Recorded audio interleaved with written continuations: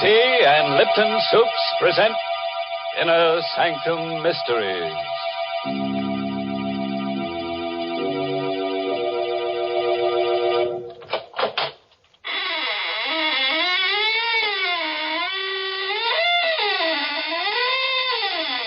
Good evening, friends. This is your host to welcome you once again to the Inner Sanctum. Do come in and join our circle, but watch out you don't get double-crossed. What's that? Oh, you're disturbed by those bodies dangling from the ceiling. Well, you know some people, they just die to come here. Then they hang around week after week and never say a word. Well, I have a theory about that, Mr. Host. What's that, Mary? Maybe the reason they're hanging around is because they think we're going to serve refreshments later on. Hey, that could be, all right. You know, lots of folks are like that. And who can blame them? When there's good food ahead, they just won't leave. And that's especially true if there's a chance that Lipton tea is on the menu. Now, the reason for that is simply this. Lipton tea is tea at its delicious best because Lipton's has such grand brisk flavor. In fact, brisk is the very word the tea experts themselves use to describe Lipton's full, hearty taste. You'll agree, I'm sure, the very first time you try it, for Lipton's is so lively and full-bodied and satisfying. Yes, it's that brisk flavor that makes more people buy and enjoy Lipton's than any other brand of tea in the world. So whenever you ask for tea, make sure you ask for Lipton tea.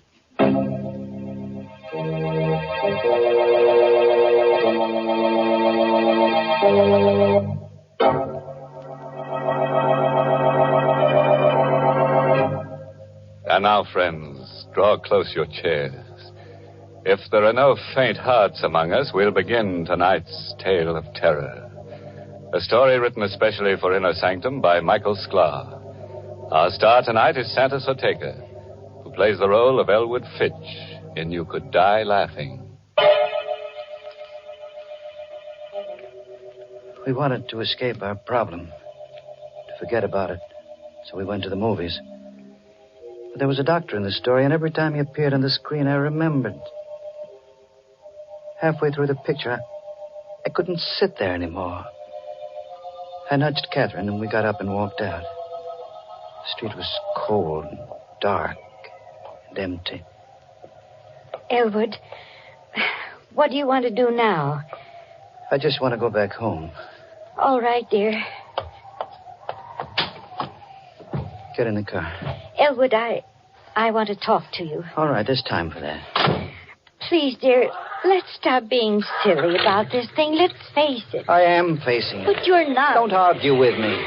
For heaven's sake, don't you understand? The doctor said you only got a year to live unless we move to Arizona. Doctors are human. They can make mistakes. Not 3, Doctor. I don't care. Oh, why are you so stubborn? Why are you so dead set against Arizona? You ought to know why, Catherine. Me? Yes, you. Because of me? Yes. I haven't given you much, Catherine, not even children. But I've been able to make a living. We've been able to get along. What would I do in Arizona without a job and without money? Elwood, slow down. I can still drive a car, Catherine. You're speeding. Let me alone. Passing through a red light.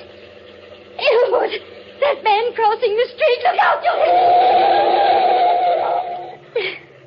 Hi. Catherine. Did I? Yes. He's lying on the ground. Good Lord. He walked in front of the car. Well, we've got to help him. Is he? He's dead. Oh, Elwood. I didn't mean to do it. I couldn't help it. It happened so fast. Better call the police. Police? Well, you said he's dead. The police? Catherine, there's no one but us on the street. Nobody else saw it happen. What difference does that make? Get back in the car. Elwood, are you suggesting I was speeding. I passed a red light. And now this. They'll arrest me. They'll put me on trial for manslaughter. But my... He's dead, isn't he? We can't help him. It won't do me any good if I go to jail. But running away, leaving the body... Catherine, we've got enough troubles without this. We're going to get into the car and drive straight to the garage. I've got a year to live. And I'm not going to spend it in prison.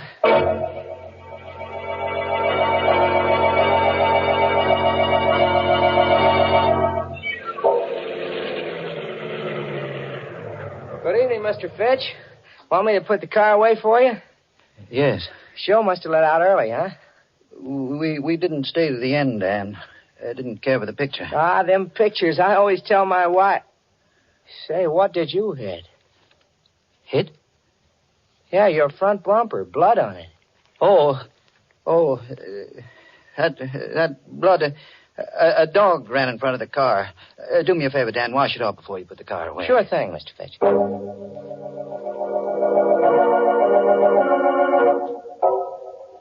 I didn't sleep well that night. Bad dreams, all mixed up. About doctors.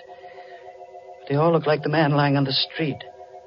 And their faces were covered with blood. I woke up exhausted. Breakfast is on the table, Elwood. Just a moment.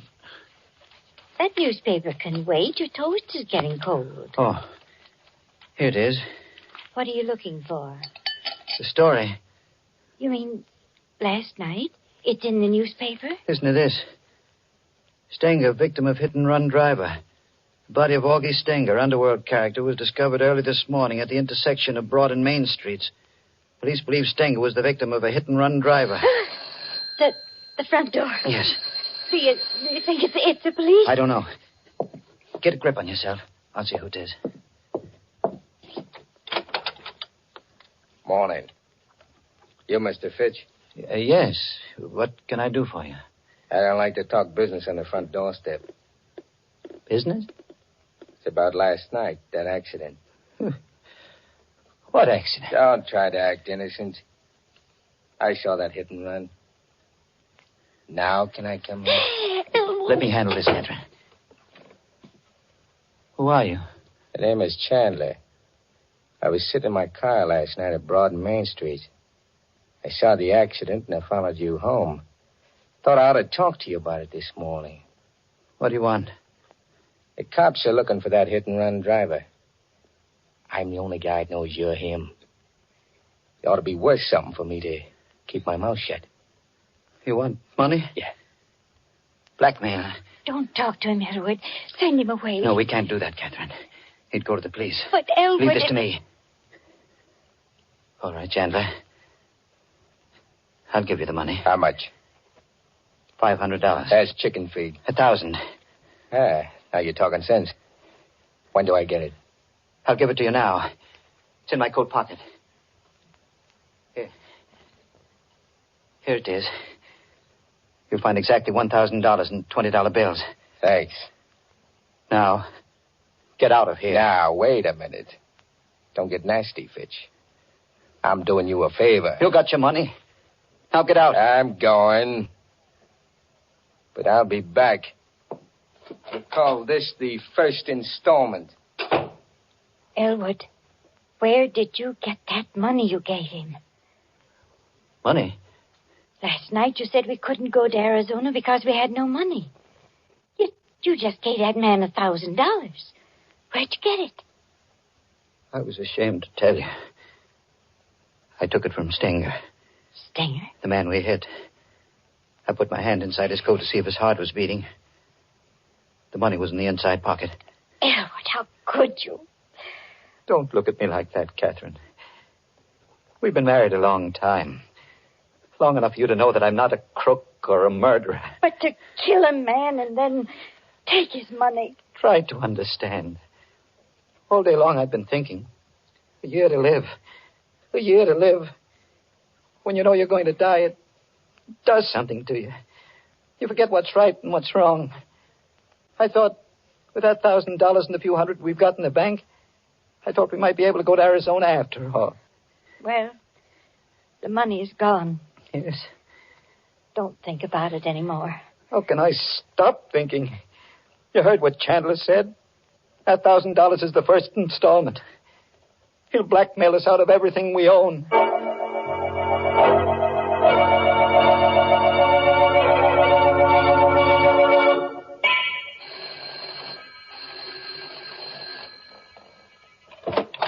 Chandler. Shut the door, quick. Who is it, Catherine? Shut that door, Mrs. Fitch. You were here only yesterday. What do you want now? The cops are after me. You and me are on the same boat. What have you done? What do they want you for? Murder. Murder? You shouldn't have come here. I figured this place ought to make a pretty good hideout. No. You can't stay here. Who's going to stop me? I won't allow it, Elwood. I won't have this man in my house. All right, cut the squawk. No. I stood a lot in you, Chandler, but stay away from me. Don't you dare touch him. Elwood! Elwood! Don't cry, Catherine. I'm all right. Any more back talk, Fitch? No. Okay. I'm moving in.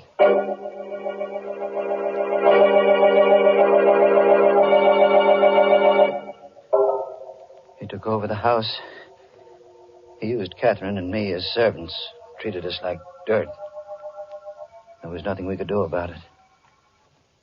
Just the three of us, cooped up in that little house. We couldn't go out. Food and cigarettes were sent up from the store.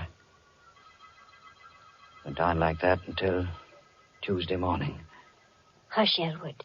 Chandler will hear you. He can't. He's in the bedroom. You're going to give yourself up? I can't stand this anymore. I can't stand it. Well, do what you think is best, darling. I've made up my mind. Rather than put up with that man, I'd prefer to go to prison. I'll call the police right now. Hello, operator. Get me police headquarters. Got a pal at headquarters, Fitch? Hey, Chandler. Don't point that gun at me. Cancel that call. Oh, all right. Hello, operator. Operator.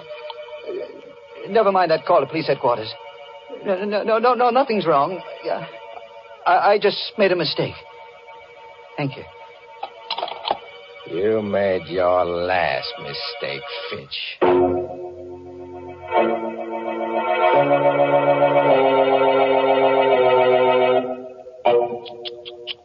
Imagine that black villain, Jack Chandler.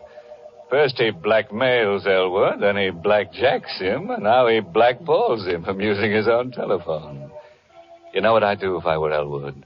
I'd apply for a writ of habeas corpus. That is, if Chandler doesn't turn Elwood into a corpus first. Things do look bad for Elwood, I must admit, Mr. Host. My, what a lot of unpleasant surprises he's been having. Yes, and he's in for a lot more, Mary. Goodness. Well, right now, I'd much rather talk about pleasant surprises. Well, that's a lady's privilege, Mary. You go right ahead. A good instance of a pleasant surprise happened to me one of those glorious sunny days last week. Florence Perry and I drove out to the woods to gather spring wildflowers. But we'd scarcely reached the woods when the sky clouded over, and in a few minutes we were chilled to the bone. Back to the car we hurried, figuring the whole afternoon was ruined. And it was then that Florence brought out that pleasant surprise I mentioned. A whole big thermos of heavenly hot Lipton tea. Well, we sat down and had ourselves a regular tea party right there in the woods. Suddenly everything seemed bright and cheery again. Lipton's had certainly saved the day with its bracing, cheery taste, its delightful, brisk flavor. The same thing happens so often with so many folks. Any time during the day, Lipton's is a pleasant, refreshing treat. Tea with a glorious, full-bodied tang that adds extra zest to every occasion. The reason? It's worthwhile remembering, friends. Lipton tea has brisk flavor.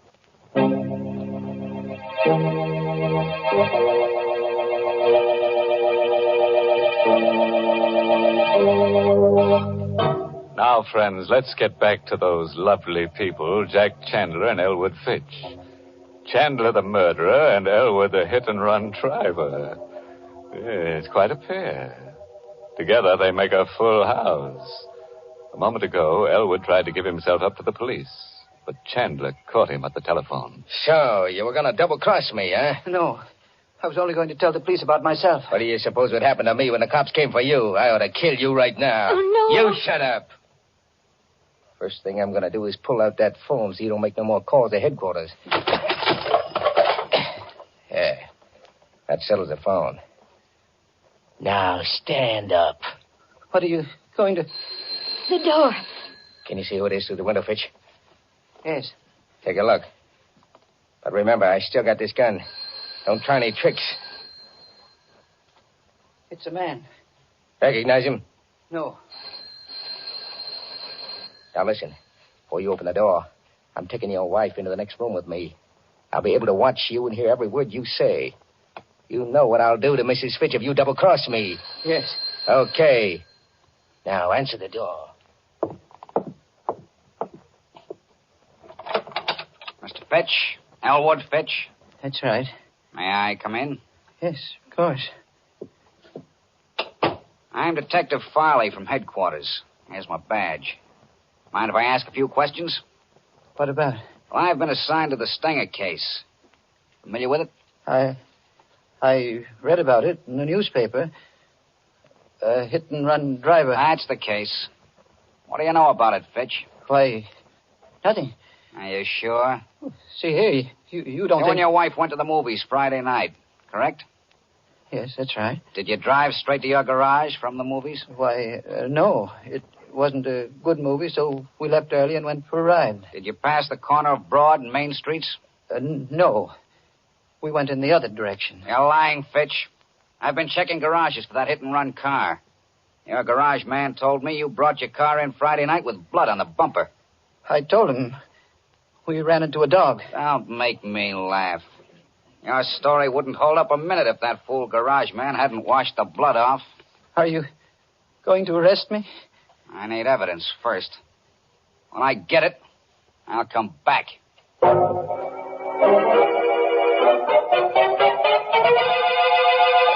Blood on the bumper. That cop is wise to you, Fitch. He said he'd be back. Sure. He'll be snooping around looking for proof.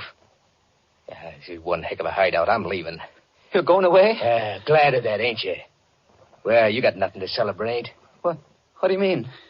I'll need time, plenty of time to get away from the city. I'm not going to leave you here to squeal to the cops as soon as I'm out of the door. We wouldn't tell the police. Yeah, I'm going to make sure you don't. I got one murder rap on me already. It might as well be 3. 3? Elwood, he means... Listen, Chandler. I swear we won't tell. Why should we? Remember what you said. We're both in the same boat. The police are after me, too. You tried to double-cross me once before. I ain't taking any chances. Please. There's no use begging. It won't do no good. When are you going to do it? Before I go. Sometime after dark.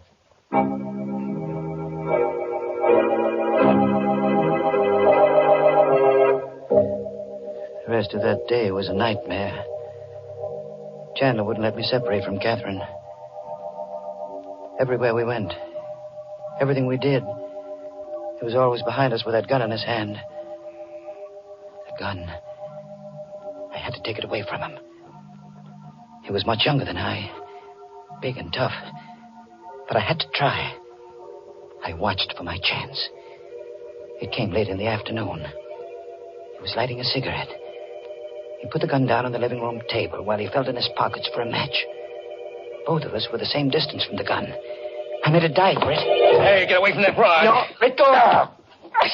I killed you for this. Catherine, help me. Grab his hand. Let go of me. Let go. Hold him, Catherine. Hang on to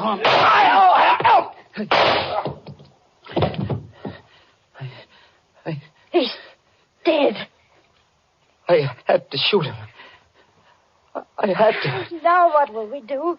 I don't know. What would he do if the positions were reversed? Call the police. No. The money. The money I gave him. The $1,000 I took from Stenger. He still got it. It's ours again, Catherine. We're going to Arizona. Arizona? Don't you see? It's just like it was before he came. We'll take the money and we'll go to Arizona. But his body... He's a murderer, he said so himself. We'll put the body into the car, drive out to the suburbs, and leave it on the highway.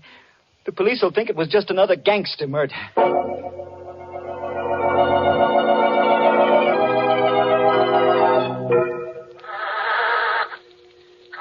I was just able to squeeze the dead body into the luggage compartment. Hurry, Elwood.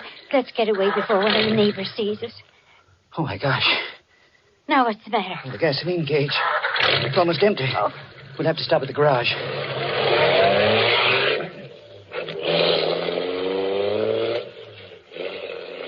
I drove back to the garage. Had Dan fill the tank. And paid him with one of the $20 bills I'd taken from the body of Stenger. Dan gave me a queer look as he brought me the change. Here you are, Mr. Fitch. 13 gallons out of a $20 bill. Thanks, Dan. Oh, by the way, did a detective come around to your house the other day? Yes, he did. I hope you don't hold it against me telling him about that blood on the bumper of your car. Oh, of course not, Dan. Why should I? After all, I had nothing to hide. No, that's right.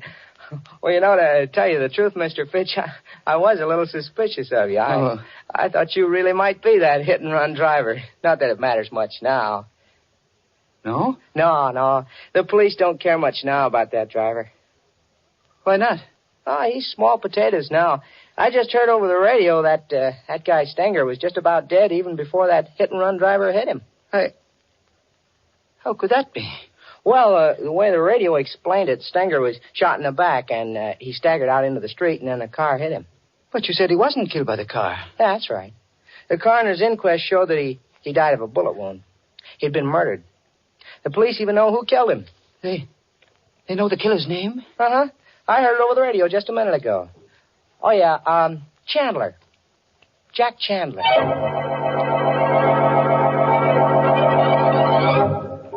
I don't remember driving away from the garage. It kept going around in my brain. Chandler had murdered Stenger. Catherine and I had run away from a crime we hadn't committed. No wonder Chandler had seen the accident. No wonder he feared the police. And now he was dead. His body packed into the luggage compartment of the car. Elwood, you're not listening to me. What? Oh, I was thinking about Chandler. That's what I was talking about. If he killed Stenger, why can't we go to the police and confess everything? Because we killed Chandler. Which was self-defense. Would the police believe that? They'd have to believe it. Even if they did, it would be murder in the third degree. They'd learn about the $1,000. I'd be held for trial. We'd never get to Arizona. No, Catherine. We've got to go through with our original plan. Elwood, that siren. It's a police car behind us. What are you going to do? They may not be after us. If they do stop us, let me do the talking. Hey, forward! Stop that car! Don't be afraid, Catherine. I'll handle it. Uh-huh. Middle-aged man and woman. You answer the description, all right. Name Fitch? Yes. What's the trouble, officer? There's an alert out for you. You bought gas back at your garage a few minutes ago. Paid for it with a $20 bill. That's right. Got any more of those bills on you? Why, yes. Hand them over. Here. Here they are. Uh-huh. Looks like it's all here. This is the stuff, all right. What stuff? What are you talking about? This money, it's counterfeit. Just like the bill you gave the garage man. Counterfeit? Phony money down to the last dollar. Move over. We're driving to headquarters.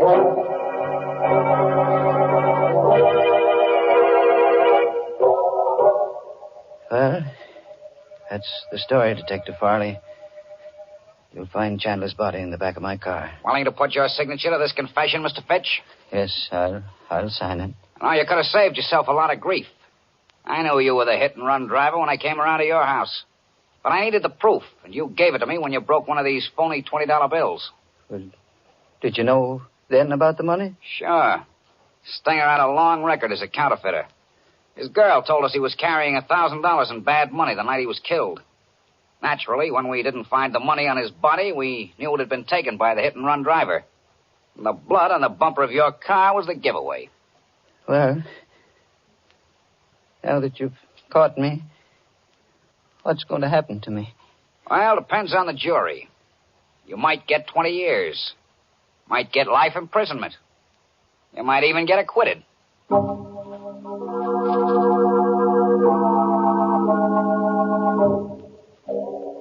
I'm in the courtroom now.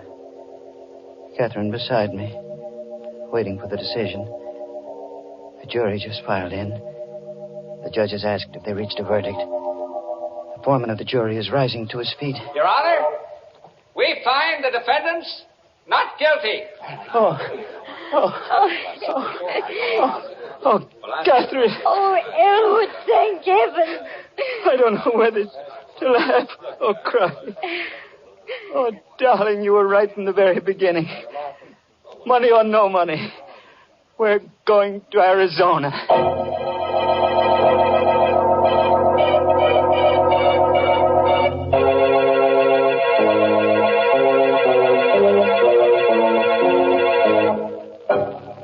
Well, fooled you that time, friend. Slipped you a happy ending when you weren't set for it. But that jury decision, I don't know. It sounded a bit fishy. But seriously, friends, do you like happy endings? I don't, but then some people do. You know, someday, just to make sure, I'm going to have some research organization take a gallows poll. Well, Mr. Host, that seems a lot of trouble to go to when there's plenty of proof right in front of your nose that says people love happy endings. And what is that proof, Mary? It's the way thousands and thousands of families every day top off delicious meals with delicious Lipton tea. There's a real happy ending for breakfast, lunch, or dinner, folks. Try it and see. In fact, so that you won't forget it, add Lipton tea to your grocery list right now, this very minute. It's the world's favorite tea, and you're always sure of getting tea at its tastiest when you get Lipton's. Because remember, Lipton tea has that marvelous brisk flavor.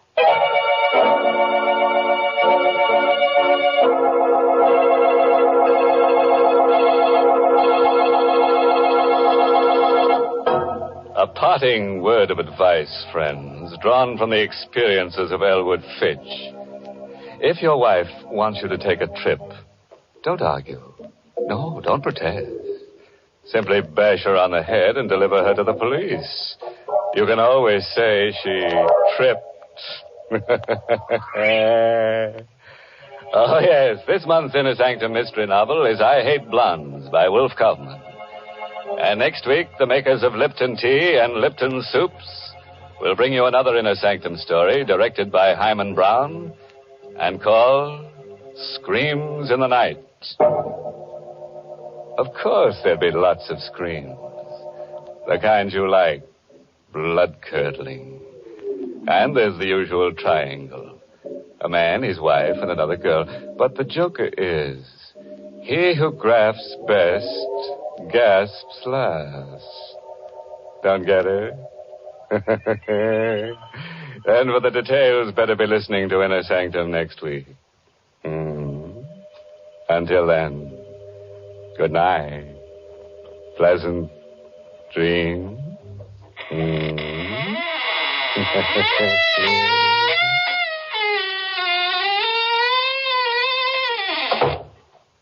Let's begin at the beginning of the meal, friends, with the soup. If you want soup to be both delicious and easy to prepare, make it Lipton's noodle soup. Here's a soup that has real honest-to-goodness chickeny flavor. It's full of tender noodles, and because it comes in modern soup mix form, it saves both time and money. Lipton's noodle soup mix is quick to make, and it makes lots more than canned soups, yet costs less. Try Lipton's noodle soup. And tune in next week for another Inner Sanctum mystery. This is CBS, the Columbia Broadcasting System.